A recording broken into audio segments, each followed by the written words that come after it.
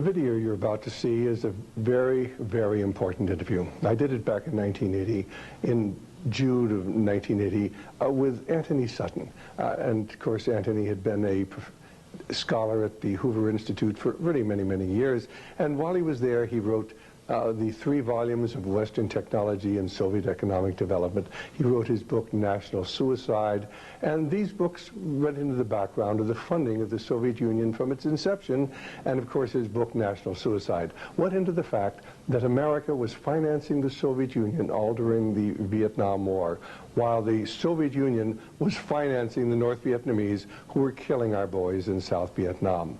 In fact, everything was done to prevent Professor Sutton from either publishing the 3rd volume of Western Technology or his book National Suicide. Tremendous pressure was brought to bear on his publisher so that National Suicide could not be brought out. So the American people were not to know that during the Vietnam War we were financing indirectly the North Vietnamese.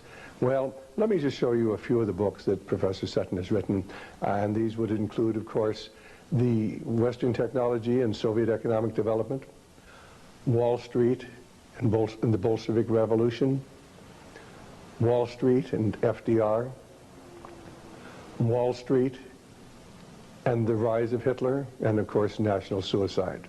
He's probably written at least 10 other books, including the Federal Reserve Conspiracy, the Trilateralists over Washington, volumes 1 and 2. He's written extensively on the Skull and Bone Society, on gold, on diamonds. Certainly Antony Sutton is one of the finest writers that we have within the conservative movement today. And for the last 20 years, he hasn't been doing interviews. I've contacted him a number of times, asked him to do radio interviews with me, but he is unavailable. I think that you're going to find that this interview will explain to you who it was who financed Adolf Hitler and gave him the capability of waging war against the West, who it was who financed the Bolshevik movement after it was established in 1917 and kept it going until the Berlin Wall came down in 1989. You're going to learn about the Trilateral Commission. You're going to learn about who controls the media in the United States. Indeed, who is the invisible government and what the ultimate goal of that invisible government is, and why that invisible government financed Adolf Hitler and finances communism and has financed communism since its inception. And now to Antony Sutton. Dr. Sutton, you wrote 3 series of books while you were a research fellow at the Hoover Institute. Can you give me basically the background of the content of these series? Yes, the series I wrote at the Hoover Institution at Stanford University concerned the transfers of Western technology to the Soviet Union. And essentially it comprised 3 individual books. Each book covers a period of time since 1917. And then you wrote a 2nd series of books on Wall Street. Yes, these were trade books. In other words, they're not academic books. They're written for the general public. They concerned the build-up of the 3 types of socialism: Bolshevik socialism in Russia, what we might call welfare socialism in the United States, and Hitlerian or National Socialism. And each book examines the financing and the contributions made by Wall Street, by international bankers, to the development of that specific form of socialism. Now, in your research and analysis and your efforts to bring out the facts about what was going on in our society, did you encounter any effort to discourage you, to prevent you from bringing out the background of America's involvement in the financing of international communism? Yes, very definitely. For example, when I was at the Hoover Institution, in 1972, I went to Miami Beach to give some testimony before the Republican National Committee. And although a congressman had hand-delivered to the wire services this testimony, which was later printed, the wire services refused to transmit it to the newspapers. Then when I got back to the Hoover Institution in California, I was called into the office of the director, and I was told in no uncertain terms not to make any more speeches like that, and that this information should not be made public. This was the information that we were giving the Soviet Union the technology to develop its war potential? Oh yes. At that time, we were in Vietnam, and as you know, the Soviets were supplying the North Vietnamese. This was 1972. 1972, yes. And for example, I knew that the Gorky plant, which was built by the Ford Motor Company, the Gorky plant in Russia produces the Gaz series of vehicles. The Gaz vehicles had been seen on Ho Chi Minh Trail. We were supplying equipment to the Gorky plant in the middle of the Vietnamese War, and these trucks were being used to carry ammunition supplies, which were killing Americans. Now, I thought this was morally wrong, and I said so in Miami Beach and at the Hoover Institution. And it was this type of information that was suppressed. And so what eventually happened as far as your activities at the Hoover Institution were concerned? Well, I didn't pay much heed to the warnings. I published a book called National Suicide in the following year, which summarized our assistance to the Soviets, our military assistance to the Soviets. And when that book came out, again, there was great pressure to stop the book. There was pressure on both the publishers and me personally. And I felt I couldn't take this, and a few years later, I just left the Hoover Institution, and since 1975, I've been an independent author without any ties whatsoever. Let's go a little bit into the background of the financing of the German war machine that we fought in the period 1941 to 1945. Could we start, first of all, with the original financing of Hitler between 1922 and 1923, when he was first making his effort to come into prominence in Germany? The original financing of Hitler, that's in the years 1922, came only partly from Germany. One of the most prominent Americans concerned with financing Hitler was Henry Ford. In fact, Henry Ford received a medal in 1938 for his assistance to the early Nazi Party. Then, of course, Hitler had his attempted push in 1923. He went to jail, and then we begin another era in the rise of Hitler. Right, and of course he eventually came to power in 1933 by the electoral process. What about the financing of Hitler's electoral activities in 1933? This I can trace. I have traced it very exactly. I discovered amongst the Nuremberg records a series of bank transfer slips to the Delbrück-Schickler Bank in Berlin to an account which was under the control of Rudolf Hess. And this was the fund that was used to finance Hitler's access to power in March 1973. And amongst the corporations that transferred money to Hitler, I find not only R.G. Farben, which is quite widely known, but also German General Electric, AEG, which is under the control of General Electric in the United States, or was at that time, and companies like Osram and... Now, what was the tie-in between Osram and General Electric? The tie-in was a share tie-in. International General Electric in the United States had controlling interest in German General Electric, and also through share interlocks, a controlling interest in Osram in Germany. So then we have Ford and we have General Electric helping to finance Adolf Hitler's rise to power. Were any other large American corporations involved? Very definitely. Standard Oil, through its technical association with I.G. Farben, for example, Germany could not have gone to war in 1939 without tetraethyl. You need tetraethyl to raise the octane value of aviation gasoline. Germany had no means of doing that. This was developed in the ethyl laboratories in the United States and transferred to the Germans. Standard Oil came up with the hydrogenation idea, which was very essential for Germany in the 1930s, because to raise the quality of its gasoline for aviation purposes. This was transferred to the Nazis. And ITT, for example, International Telephone and Telegraph, was very intimately associated with the Nazis through Dr. Schroeder, who was head of the ITT subsidiaries in Germany. And ITT controlled companies which made not only electrical instruments, but also the Focke-Wulf plant, which made airplanes, fighter airplanes. So what you're suggesting then is that American corporations were helping to finance the German industry that was building up the war potential? American corporations, only a few, not many, financed Hitler through their subsidiaries. They transferred technology. They transferred material assistance, for example, stocks of tetraethyl before the Germans could manufacture it under the joint manufacturing agreement with the United States. And also they financed this. For example, Standard Oil financed in 1933 the development of the gasoline industry in Germany, which was needed to fight World War II. And that's a very interesting point. Could you go a little bit into the background of where Germany got its oil to fight the Second World War? Because certainly Germany doesn't have oil resources. Germany does not have oil resources, that's true. It used in World War II synthetic oil, which it got from coal. And the basic technical processes for the development of oil from coal came from the United States, from essentially from the Standard Oil laboratories, which had this technical assistance agreement with I.G. Farben.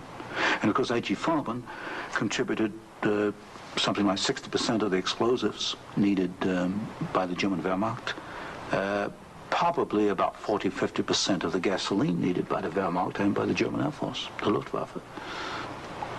And was there a definite interlock between I.G. Farben and Standard Oil? The interlock was at the technical level, the exchange of patents. It was through a financial technical assistance agreement. There were other interlocks with the United States through a subsidiary, I.G. Farben, in the United States. But with Standard Oil, the interlocks were at the technical and financial level. And is it a fact, it's been stated, that there were members of the board of directors of Standard Oil who were also on the board of directors of American I.G. Farben? Yes, Walter Teagle is one name that comes to mind, and there were several directors. Was there an interlock with Ford between I.G. Farben and American I.G. Farben and the Ford Motor Company? Not that I can recall, not offhand. Not offhand. So basically what we're seeing then is American industry helping to provide the technology, helping to provide the finance, helping to provide the material that is going to allow Hitler to create his war machine. Yes, that is correct. That is correct. Now, in your book, Wall Street and the Rise of Hitler, you talked about the bombing patterns during the Second World War, and the fact that it was amazing that there were certain factories that were not bombed, whereas the majority of the German factories were decimated, German-owned factories. There were certain factories that tied into this interlock we've already alluded to, that for some strange reason seemed to escape the devastation of our saturation bombing. In World War II, the German electrical industry was or should have been a prime target for Western bombing. But in practice, the German General Electric plants were not bombed. Of the 10 major plants, not one was bombed, and a half a dozen others had trifling damage, broken windows, that kind of thing. So what we have here is a very interesting case of an industry which should have been bombed in World War II, but was not bombed, and yet we have American ownership, which raises a certain amount of suspicion as to why it was not bombed. But as far as the German-owned electrical companies, did they undergo a rather heavy bombing? I took a look at that. The Siemens plant, for example, they were bombed. There's no question. But the industry was not targeted as a general target. So Siemens, for example, was not bombed as heavily as, say, tank plants or aviation plants, that kind of thing. You mentioned the Ford plant in Cologne. Was this a prime military target? The Ford plant in Cologne should have been a prime military target. For example, the British Air Force, the Royal Air Force, did bomb the Ford plant at Poissy in France. But the Ford plant in Cologne, which was by far the largest Ford plant in Germany, was not bombed in World War II. But did our military planners intend to bomb it? In other words, was it on the aiming report? Well, I did look at the aiming reports for the plants in Cologne. Ford was known about. They knew that it was producing equipment for the Wehrmacht. But it was not bombed. It was scheduled as a target, but it was not bombed. So somewhere along the line, as far as the planning was concerned, the name of the Ford motor plant in Cologne was deleted, and yet the city of Cologne itself was totally decimated. The city of Cologne was decimated, as of course many other cities in Germany were decimated. But somewhere along the line, something happened. I suspect it was in the aiming committees, and without question, orders were sent out not to bomb certain targets, even though these were prime military targets. And That's rather reminiscent of some of the orders that went out during the Korean War, some of the orders that went out during the Vietnamese War to leave specific targets within the enemy's domain untouched by our strategic bombing. I understand that was so, although I've not investigated it. Now, in your book, Wall Street and the Rise of Hitler, there was one very interesting section about a special fund that Heinrich Himmler had, and the funneling of money from German corporations into this fund, even up into the years 1943 and 1944. And many of these corporations had strong ties into the American corporations, into the American parent corporations. Could you tell us a little bit about the Kepler Fund? The Kepler Fund was also known as the Konto S Fund. It was what we might call Heinrich Himmler's personal slush fund. He used it for his own personal projects. And what amazed me was both in 1933 and in 1944, the 2 years for which I examined the records, over half the funds came from American corporations. For example, in 1933, ITT, Standard Oil, General Electric, and possibly Osram were contributors. Even in 1944, in the middle of World War II, we find that ITT was funneling funds to Heinrich Himmler's fund through Schroeder, who was the chairman of the ITT subsidiaries in Germany. We also find that DEPAG, the Standard Oil subsidiary in Germany, was financing Heinrich Himmler, and this was in the middle of World War II. Now, were these facts ever brought out at the Nuremberg hearings?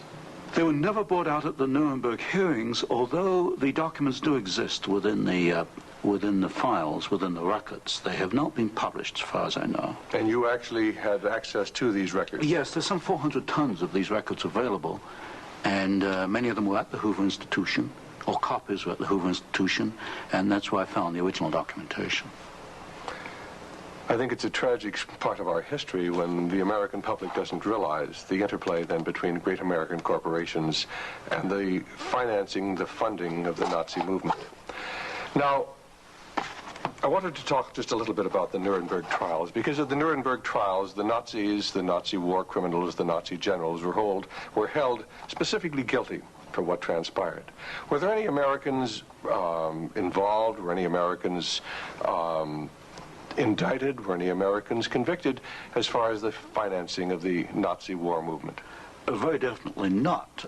I looked at the criteria for what we might call war crimes under the Nuremberg Tribunal. And there's no question in my mind that certain Americans well fitted the criteria which required indictment and trial. But no Americans were ever brought to trial. Do you think there was any conscious effort to conceal this fact, both from the Nuremberg War Tribunal and from the American public? Well, there was a conscious effort in the fact that these businessmen were very prominent in stating in 1946 that they had no knowledge of what Hitler was doing, and yet they were intimately involved with the build-up with Hitler. I suspect that this was not published in the media at the time, although I've not checked that.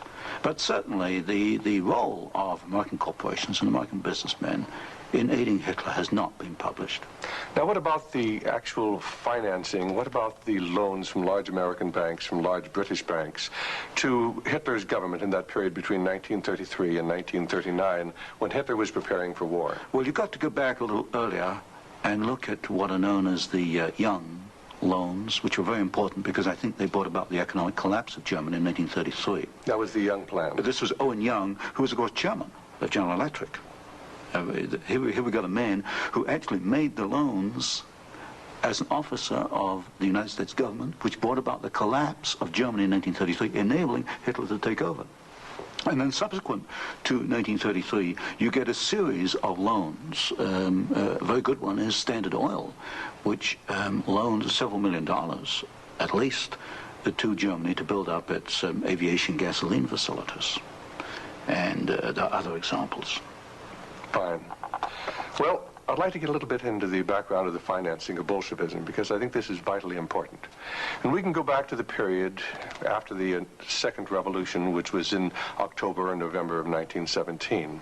The initial financing of Lenin's movement, how did it tie into the American corporations? Was there any American involvement in that period between 1917 and 1918 when Bolshevism was just beginning to get a foothold in Russia? Yes, there were several incidents. The most important is one involving Colonel William Boyce Thompson, who was the largest shareholder in the Chase Bank, which of course today is Chase Manhattan Bank. And I published in one of my books a copy of a cablegram which transferred funds from New York to Petrograd in December 1917, $1 million to be precise. And Colonel Thompson made the statement later that this $1 million was given to the Bolsheviks to consolidate. They had just begun to take over Russia. They only controlled Moscow and Petrograd at that time to aid the control that the Bolsheviks were extending in Russia. This is a very clear case. $1 million, American funds transferred through an American Wall Street intermediary to the Bolsheviks. And didn't you publish that document here in Wall Street and the Rise of Bolshevism? I published two statements. One is a copy of the cablegram, and the other is a copy of the news clip of the statement made by Colonel Thompson at that time that he had made this contribution. Now, why would an American capitalist, an American financier, help to aid Bolshevism? The only answer, and of course this puzzled me for years, you know, why? Why? Because we understand there to be an opposition. And the only answer I can come to is one of captive markets. The United States did not want another United States in the world. And of course, if you look at the world map, Russia is 2 or 3 times larger than the United States. Imagine this as another United States, as another competitor to the United States. What the United States wanted, or Wall Street wanted, was a captive market. And of course, socialism is a captive market because my earlier studies at Stanford University had brought out the fact that a socialist system cannot innovate. It's got to import innovation and technology from the West. And so I think the aim behind this was to encourage the development of Marxism and other types of socialism, because this would give these Wall Street bankers control of a world market, a captive market. At the end of the First World War, Russia was devastated by famine, and America sent a relief mission. It was the Hoover mission. Do you know any of the facts surrounding the activities of the Hoover Commission? Well, there's no question that in 1922, 1923, Russia was finished. Industrial output was perhaps 8 or 10% of 1913 figures, and people were starving by the hundreds of thousands. And the Hoover mission was organized, of course, to send aid to Russia. But most of the aid went to the Bolsheviks, who controlled really quite a small part of Russia at that time. Only a very small part of the aid went to the White Russians or to the Far East. And then after 1922, 1923, Lenin instituted something known as the New Economic Policy, or this series of 5-year plans. Can you tell us about the 5-year plans and the part that the major American corporations, major world corporations, played in building up the Soviet Union? Well, there are two separate phases here. The new economic policy was started in 1923 by Lenin, and I found, and I published this in my first book from Stanford, that every single Russian industry was rebuilt or restarted by foreign corporations, mostly German, British, French, and American. By 1928, Russia was back to approximately its 1913 industrial output. And at that point, she began to think of these grandiose 5-year plans. And in 1928, Gosplan, which is the Russian government planning commission, actually designed an initial 5-year plan. But this was thrown out, it was inadequate, and American corporations were brought into Russia. And the first 5-year plan and the second 5-year plan were actually designed in the United States by American corporations. And what were these corporations? Which ones specifically were involved in? The design of the first 5-year plan was by a corporation probably not known to most Americans, Albert Kahn. But Albert Kahn was the foremost industrial architect in the United States. And Albert Kahn laid out the basics of the first 5-year plan for the Soviets. And then we find, again, the same corporations involved with the construction of the plants, International General Electric, most certainly, DuPont, Ford Motor, Hercules Motor, Curtiss-Wright in aircraft engines, and even some corporations which today we've forgotten about, like Vultee and Chance Vought. These were aircraft manufacturers at that time. And so American corporations came in and they built the first 5-year plan. But what was important, the Soviets then copied these plans, and this accounts for the tremendous Russian output. They took this initial equipment and they multiplied it, they copied it by the 100. Now, how about Ford Motor Company? Did they play a part in the building up of the Soviet potential? Very definitely. Ford Motor Company built the Gorky plant, and the Gorky plant produces the GAZ series of vehicles, that's GAZ, and these are trucks, and there's some automobiles. And right from the early 1930s, you find that the GAZ plant has had military potential, and Ford knew that when it went in and built the Gorky plant. And we know it because I found statements to this effect within the State Department files. Sometimes we hear the name Averell Harriman. Did he play a part in building up the Soviet technology? Very definitely. In fact, Averell Harriman came out of the Soviet Union financially at a profit. He took over the Georgian manganese concession in the early 1920s. Got this back on his feet for the Soviets, and manganese became a prime export for the Soviets, and so they were able to sell this abroad, get foreign exchange, which financed their industrialization. And then they bought out Harriman about 1929, and Averell Harriman received as compensation $1 million more than he put in the first place. How about Armand Hammer of Occidental Petroleum? Armand Hammer is a very interesting example. Armand Hammer received the first foreign concession in 1922. In asbestos in the Ural Mountains. And he also conducted for the Soviets a number of other enterprises, right down to pens and pencil manufacturing, for example. But Armand Hammer is interesting because his father, although Armand Hammer today is chairman of Occidental Petroleum Corporation, his father was Julius Hammer, who in 1919 was Secretary General of the Communist Party USA, which emphasizes the argument I made throughout my books, that at the top level, there's no difference between your top communists and your top capitalists. They interlink. You've got Armand Hammer, chairman of Occidental Petroleum. His father was Secretary of the Communist Party USA in 1919. So it's basically a power grab. It's a power grab, an international power grab. Now, during the Second World War, why, Russia was pretty well decimated once again by the German forces. What part did the American Lend-Lease program play in building up Russia's industrial capacity after the Second World War?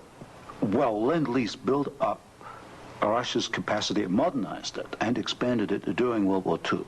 And there was some continuation all the way through perhaps to 1948, 1949. There was a program after Lend-Lease, which was supposed to be restricted to foodstuffs and industrial materials, but in effect, I checked the records in the warehouses in Sutton, Maryland, I find that even after World War II, and this was against the intent of Congress, I suspect, there was a massive transfer of the latest industrial equipment to the Soviet Union under the so-called Lend-Lease program. Now, in 1948, there was a fascinating book came out by Major Racy Jordan, in which he talked about American aid to the communists as far as their ability to build nuclear weapons. Did you ever have an opportunity of verifying the facts that we had given them the heavy water, we'd given them the wherewithal to build their atomic weapons? Well, as part of the work I was doing at Stanford, I did investigate the shipping documents for Lend-Lease, and I took a sample of these documents and I checked them against Major Jordan. And broadly, Major Jordan was correct within, say, about 5%.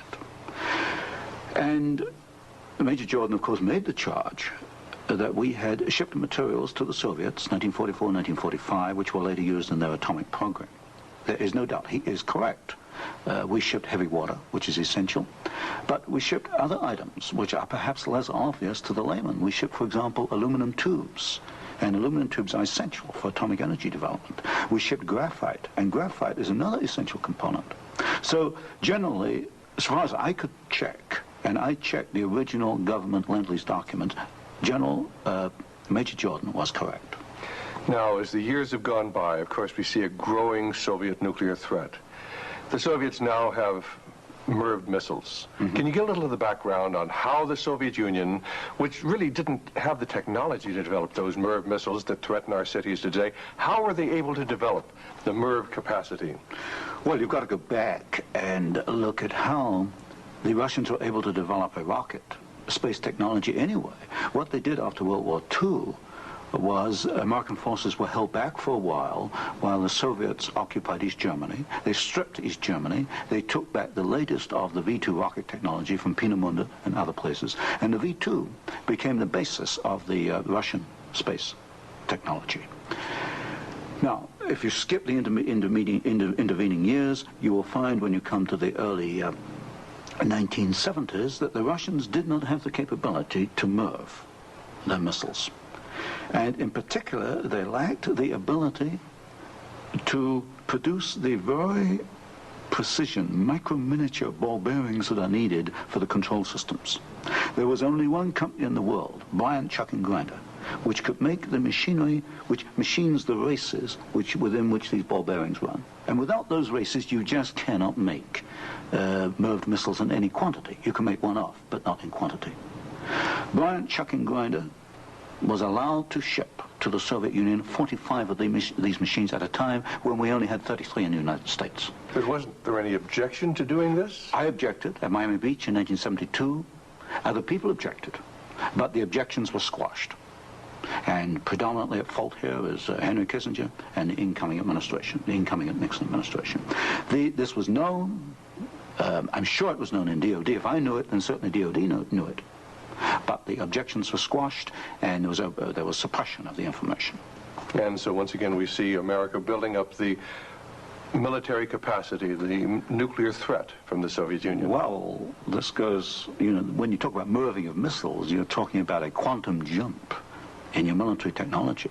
Now, I'm not a military man, but to me, the ability to do that is a massive leap forward, and we enabled them to do it, and we did it knowingly and deliberately.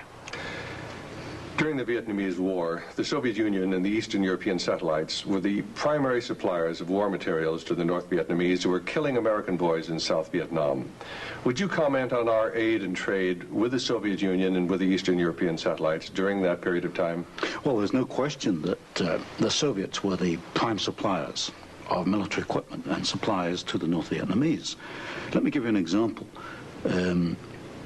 The American pilots, as they flew over the Ho Chi Minh Trail, described the trucks that they were seeing as American trucks. Well, they were American trucks because they came from the Gorky plant, and Gorky was built by Henry Ford. And so you have the situation where we were, in effect, supplying both sides in the Vietnamese War. But the trucks were being built by the Soviet Union. However, were they getting any materials from the United States to help build those trucks? Yes, in the early 1970s, I know specifically of shipments of equipment into the Gorky plant while the war was going on, which in effect were aiding the Soviets to build more trucks to be used by the North Vietnamese. How about loans? Was America extending loans to the Soviet Union during this period when they were the primary financiers of the North Vietnamese? Yes.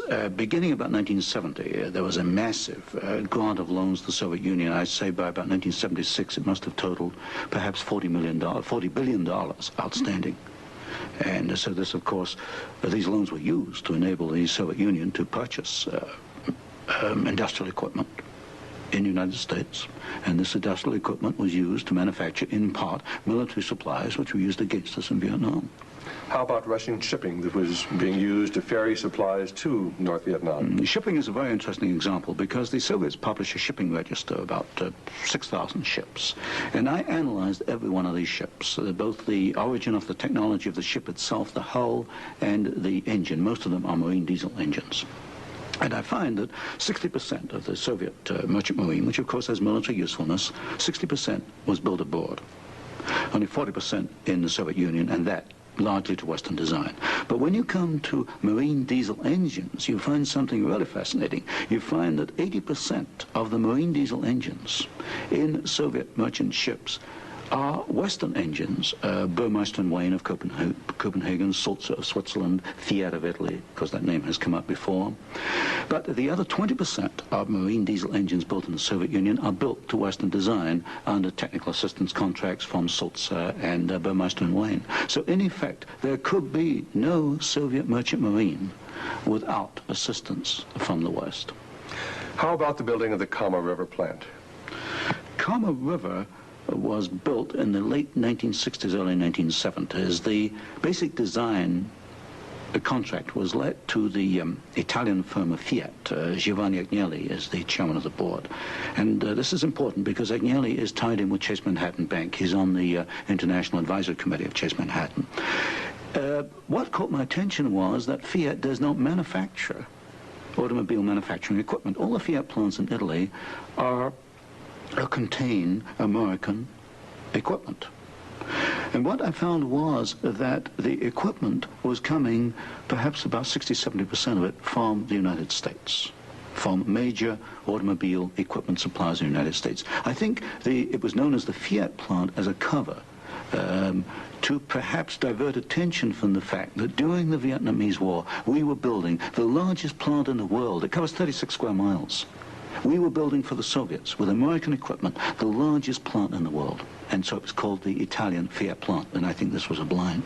And so they were building their trucks and armored personnel carriers and other things that could be used then for warfare in South Vietnam? We knew that the Kama plant had military potential. In 1972, I wrote it in National Suicide. I said as much in Miami Beach in 1972. This plant has military potential. It can produce military vehicles. We knew it. And of course today in Afghanistan, we find that the Kama vehicles that are there in Afghanistan today from the Kama plant built by American and Italian companies.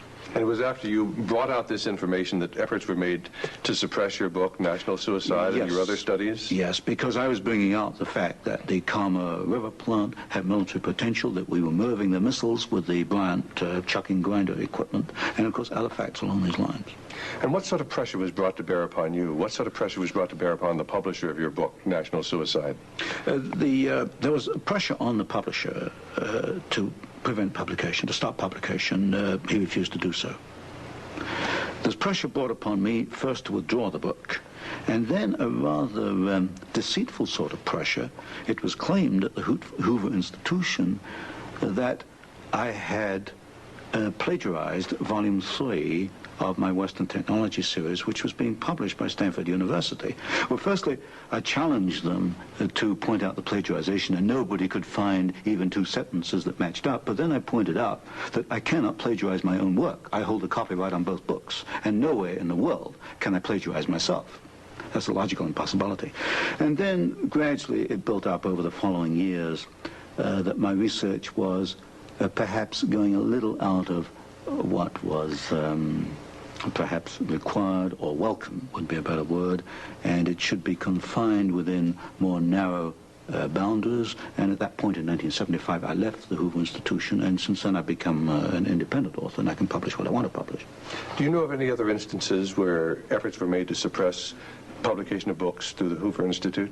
I know one example, one I was personally aware of, and that was Julius Epstein's book on Operation Keelhaul, which is a very important book on the treatment of Russian prisoners of war in Germany after World War II.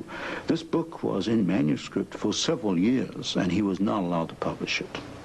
I heard that firsthand from Julius. Right, and eventually it was, of course, brought out. It was at a later point. Now, another example I can give is my own Western Technology series. The third volume of that was held in galleys for 1 year. Now, it costs a lot of money to hold a book in galleys, because when a book is in galleys, you want to get it out on the market to start recouping your investment. That book was held in galleys for 1 year because it was not politically wise or acceptable to publish it at that time, even though it was an academic book. Now, you've done some fascinating studies on the Trilateral Commission. Can you tell us about the Trilateral Commission? The Trilateral Commission is a private organization founded by David Rockefeller in 1973. It was essentially financed by Rockefeller and some of the foundations, Kettering Foundation, Danforth Foundation, Ford Foundation. Ford Foundation was a very major contributor. And The stated objective is to encourage discussion amongst what they call the trilateral regions. I should point out that of the 300 members, 1/3 come from the United States, 1/3 from Japan, and 1/3 from Europe. But in effect, I find that the actions of the Trilateral Commission are very much self-interested on the part of the international banking community in New York.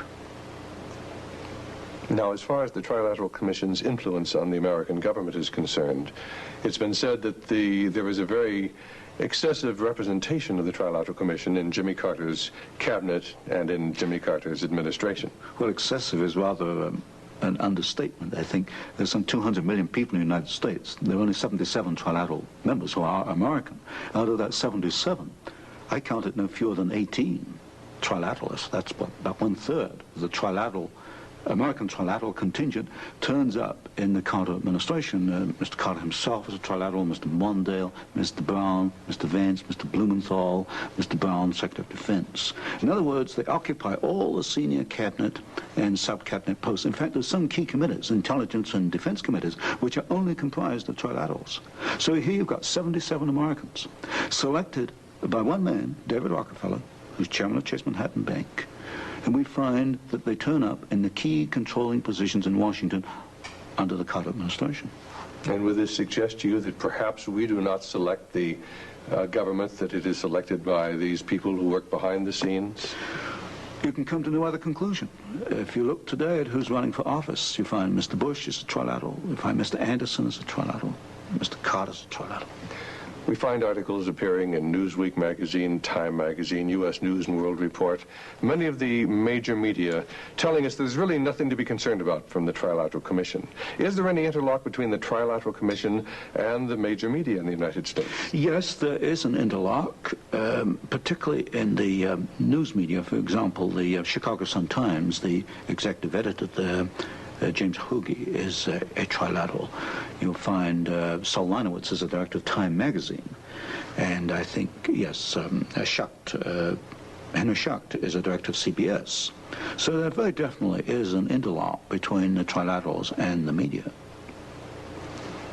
And perhaps this is the reason, then, that they rather play down the influence of the Trilateral Commission on contemporary American government. Yes, I had a computer survey made of all articles that have been printed on the Trilateral Commission since 1973. I could find worldwide only 73 articles. Now, what's the relationship between the Trilateral Commission and the Council on Foreign Relations? Well, of course, the Council on Foreign Relations is a much older organization founded in 1920.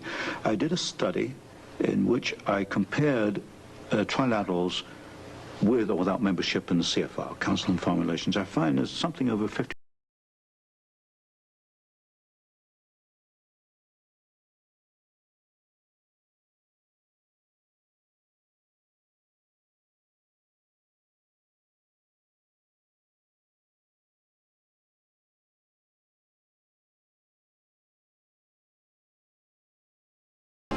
In Senator Goldwater's book, With No Apologies, on page 280, he wrote, "The Trilateral Commission is intended to be the vehicle for multinational consolidation of the commercial and banking interests by seizing control of the political government of the United States."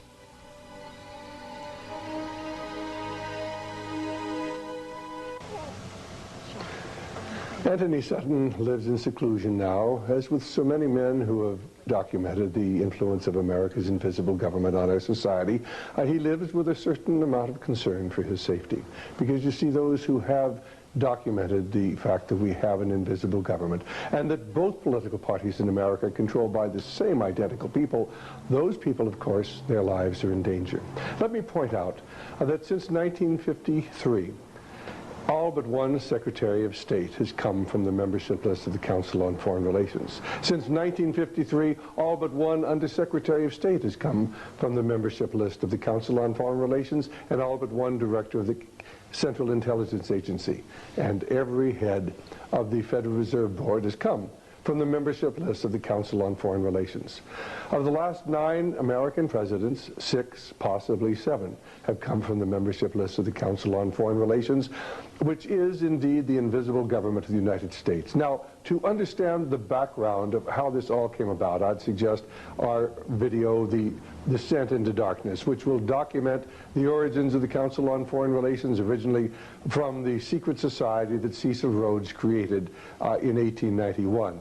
And of course then the various front organizations, the Round Table, the Royal Institute for International Affairs in England and throughout the British Commonwealth, and of course in America, the Council on Foreign Relations really is a front group for the American branch of the Round Table and for the J.P. Morgan banking interest. Now, if you'd like to document what I'm telling you, a wonderful book. It was written by Professor Carroll Quigley, who was Bill Clinton's mentor when Bill Clinton attended Georgetown University back in the 1960s. In fact, Professor Quigley was a liberal college professor who had a tremendous influence on many of his students, and Bill Clinton even mentioned Professor Quigley when he accepted the Democrat nomination for the presidency back in July of 1962.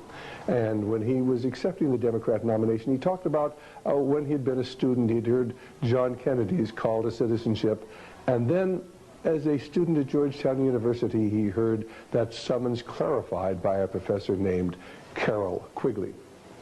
Now, in 1966, Professor Quigley wrote a book entitled Tragedy and Hope, A History of the World in Our Time, in which, in 1,348 pages, he outlined the entire history of modern times and the secret society which had come to dominate the American government.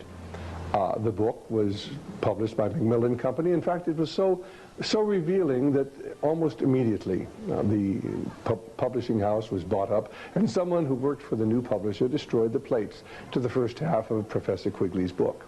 If you doubt what I am telling you, we actually have a taped interview which I found in Professor Quigley's papers back at Georgetown University when I went through them back in 1980, and we offer that taped interview with Professor Quigley where he tells how somebody destroyed the plates, the first half of his book, and then how his publisher refused to reprint the book, even though there was demand from all over the world. That's available in our 4-tape set, The Secret Government, available from Radio Liberty by calling 1-800-5-HIV-WAR. Now, of course, the Council on Foreign Relations is not the only organization working behind the scenes to change America from a free society into a corporate socialist or fascist society. There are many organizations, and that story is told in our video entitled The Brotherhood of Darkness, and the true story of the murder behind the Orient Express, and of course is contained, at least the soundtrack, in our 4-tape set, Secret Societies. Ladies and gentlemen, America is in terrible trouble. Have you ever noticed it really doesn't seem to matter whether we have the Republicans or Democrats in control of Congress or in control of the White House? The same foreign and domestic policies continue. In fact, if you read Senator Barry Goldwater's book, With No Apologies, on page 279, he will tell you that, you know, since the late 1940s, shortly after the war, there have been 4 Republican presidents and 3 Democrat presidents, and he was, of course, taking us up till 1979 when his book was written. And he said, you know, other than the first 7 years of the Eisenhower administration, it didn't matter whether the Republicans or Democrats were in control of the White House because we had the same identical foreign policy. If you read Professor Quigley's book, Tragedy and Hope, A History of the World in Our Time, on page 1247 and 1248, he will tell you that what we really need are 2 political parties that are just the same, so we can vote the scoundrels out at any time, but nothing will change. The same foreign and domestic policies will continue. In fact, Professor Quigley, on page 324 of his book, Tragedy and Hope, the one where the pages, the plates, the first half of the book were actually destroyed by someone, and the publisher refused to ever reprint the book in its entirety. Professor Quigley tells us that the central banks of the world are working to create a feudal system by which they can control the governments, and then the governments will control the people of the world. The true objective of what's going on today is the establishment of a one world government, a new world economic order, and a new world spirituality. And behind everything that is transpiring today are dark and sinister spiritual forces. For indeed, we are engaged in a spiritual battle. If you read Ephesians 6:12, you'll find this reference. For we wrestle not against flesh and blood, but against principalities, against powers, against the rulers of the darkness of this world, against spiritual wickedness in high places. Wherefore take unto you the whole armor of God, that you may be able to withstand in the evil day, and having done all, to stand. Ladies and gentlemen, the forces which control the Council on Foreign Relations and the Trilateral Commission and the Bilderbergers and the Masonic Movement and the Skull and Bones Society and the Federal Reserve Board and the central banks of the world are joined together in a continuity of evil. There are dark and sinister spiritual forces in the world today.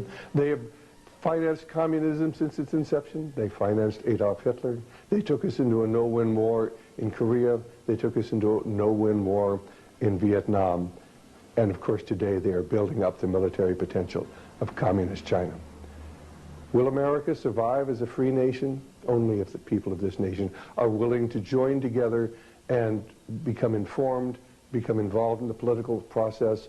First of all, to understand it's a spiritual battle, to come to understand why America was a great Christian nation at one time, and then how we lost that freedom. We are told by Abraham Lincoln, and this is what he wrote back, or what he said back at the Lyceum in Springfield, Illinois, in about 1840. At what point should we expect the approach of danger? By what means should we fortify ourselves against it? Should we expect some transatlantic giant to step the ocean and crush us with a blow? Never. All the armies of Europe and Asia combined could never by force take a drink from the Ohio or make a mark on the Blue Ridge. Then at what point should we expect the approach of danger? And I answer, if it ever reaches, if it spring among us, it can never come from abroad. If destruction be our lot, we ourselves must be its authors and its finishers. As a nation of free men, we shall live on through all time or die by suicide. And then let me close with that wonderful quotation from James Russell Lowell, written in 1844, and this is what he wrote. Once to every man and nation comes the moment to decide, in that strife of truth with falsehood for the good or evil side. Some great cause, God's new Messiah, offering each the bloom or blight, and the strife goes on forever, twixt the darkness and the light. Then to side with truth is noble, ere to share her wretched crust, ere her cause brings faith, fame, and fortune, and 'tis prosperous to be just. Then it is the brave man chooses, while the coward stands aside, until the multitudes make virtue of the faith they have denied. Though the cause of evil prospers, yet his truth alone is strong. Though our portion be the scaffold, and upon the throne be wrong. But that scaffold sways the future, for in the dim unknown standeth God within the shadows, keeping watch above his own.